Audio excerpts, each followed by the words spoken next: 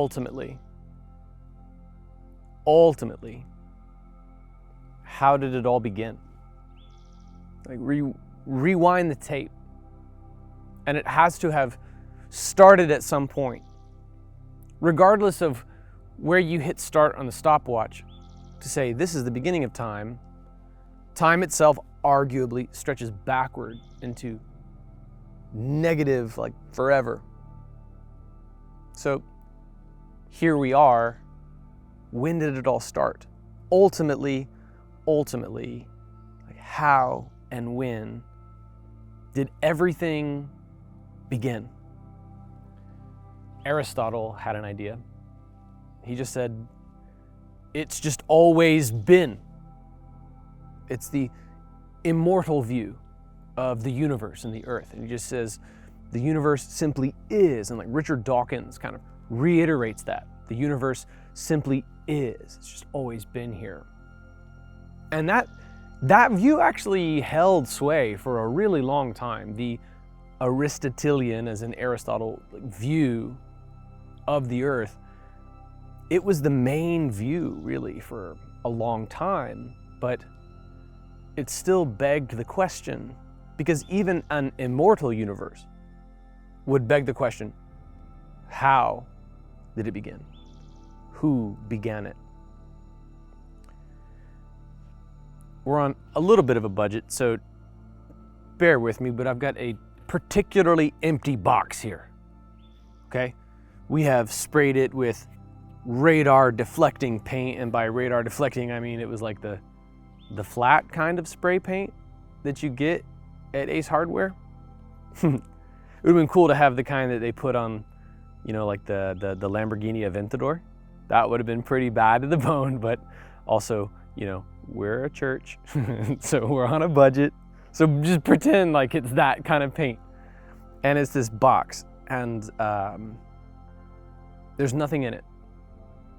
This is truly like how you run an experiment on the ultimate origins of the universe. You just have nihilo, nothingness, emptiness, and you simply observe it.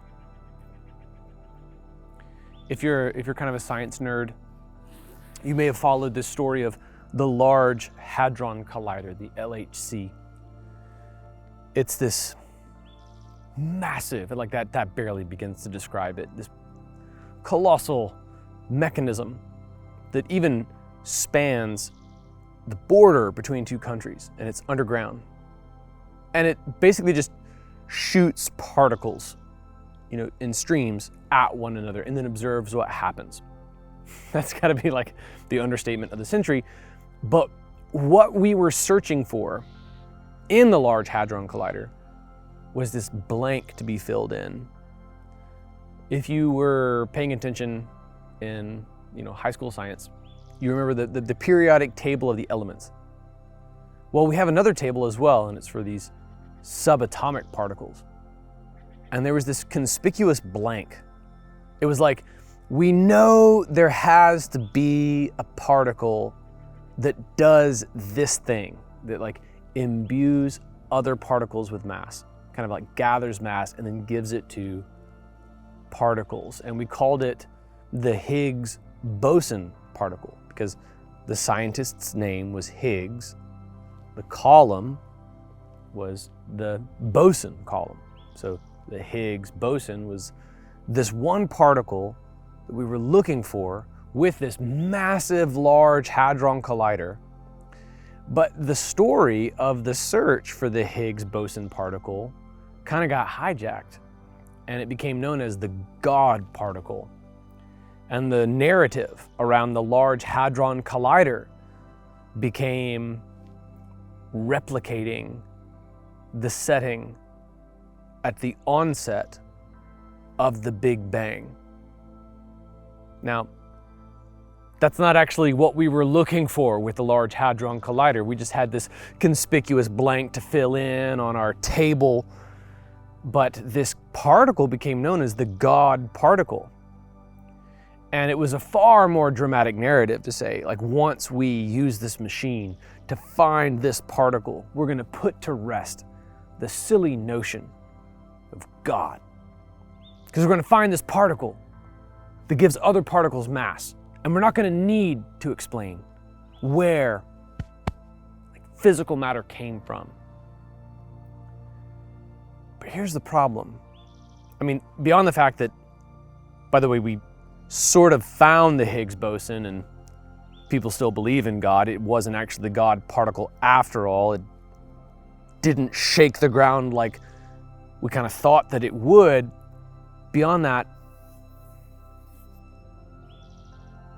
the question remains, where ultimately did everything come from? You don't need a massive particle collider to try to replicate the ultimate origins. What you really just need is this empty box. And you just start with the emptiness and you just kind of observe it. So I have an idea. For the duration of our time together, I'll give you regular updates. And throughout the course of filming, we'll check to see if anything at all comes into existence out of nowhere from this empty box, be it physical matter or life or morality.